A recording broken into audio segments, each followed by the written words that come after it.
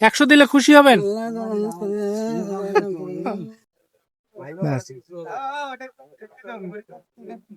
হ্যাঁ মা, কি টাকা দেবো?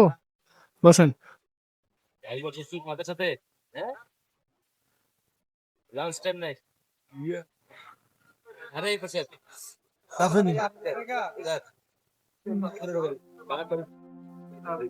এই দুনিয়ায় এখন তো আর সেই দুনিয়া নাই, মানুষ নামের মানুষ আছি আমরা, দুনিয়া বোঝাই।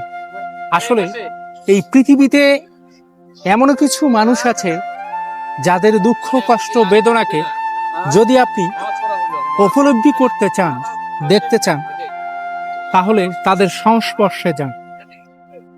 আমি আসলে চলে আসছি রংপুর। আমার বর্তমান অবস্থান হচ্ছে রংপুর বিআরটিএ অফিসে।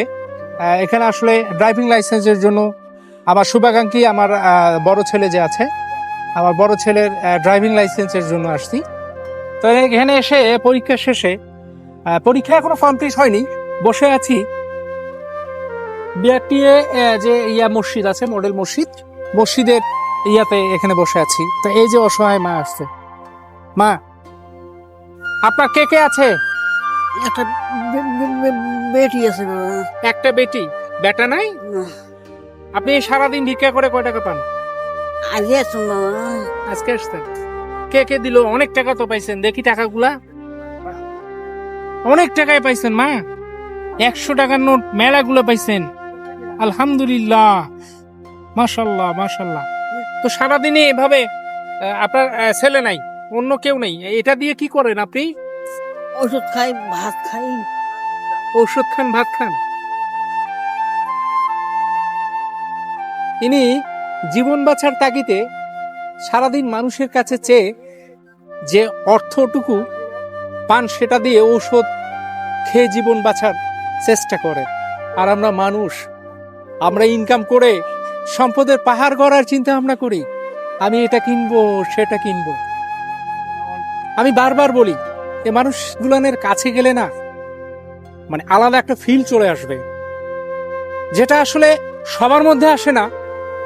এই কুলুষিত সমাজ ব্যবস্থায় এমনও মানুষ আছে যারা দূর থেকে শুধুমাত্র আপনাকে ধিক্কার কিংবা আপনাকে নিয়ে উপহাস করবে, কিন্তু বাস্তবতায় তারা যদি এই বাস্তব চিত্রগুলোর সামনে যদি কখনো পড়ে যায় না, আমার মনে হয় তাদের মুভমেন্টটা চেঞ্জ হবে।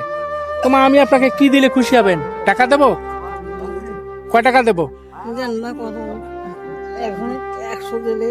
100 দিছে একজন, আমিও 100 দিলে খুশি হবেন? হ্যাঁ হ্যাঁ হ্যাঁ, 100 দেবো। 100 দিলে খুশি হবেন? উনি আমার কাছে 100 টাকা চেয়েছে, ওনাকে 100 টাকা কে যেন দিয়েছে, বললো যে 100 টাকা দিয়েছে।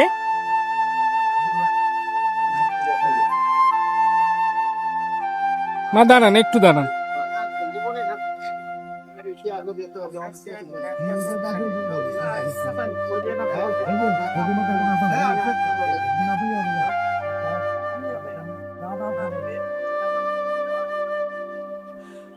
মা, এইটা চেনেন আপনি? কয় টাকার নোটে না? 200। হ্যাঁ, 200 টাকার নোট। আসলে আপনি 100 চেয়েছেন, আমি 200 দিলাম। এরা আমাদের কাছে বেশি কিছু চায় না, চায় শুধু জাস্ট ক্ষণিকের একটুখানি ভালোবাসা। একটুখানি ভালোবাসা হয়তোবা ওনার বর্তমান যে অবস্থানটা আছে সেটাকে পরিপূর্ণ করে তোলে।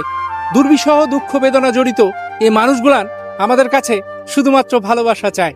অনুরোধ রইল প্রতিবন্ধী ফান ফুলবাড়ি কুড়িগ্রামের পক্ষ থেকে, যারা যারা আপনারা এই আমার ভিডিও দেখে আমাকে পরিপূর্ণ করে আজকে এই পরিবারটাকে এগিয়ে নিয়ে যাচ্ছেন, সবাইকে জানাচ্ছি আন্তরিক শুভেচ্ছা ও ভালোবাসা। আগামী নতুন কোনো ভিডিও দেখার আমন্ত্রণ জানিয়ে আজকের মতো বিদায় নিচ্ছি। ভালো থাকবেন, সুস্থ থাকবেন, আল্লাহ হাফেজ।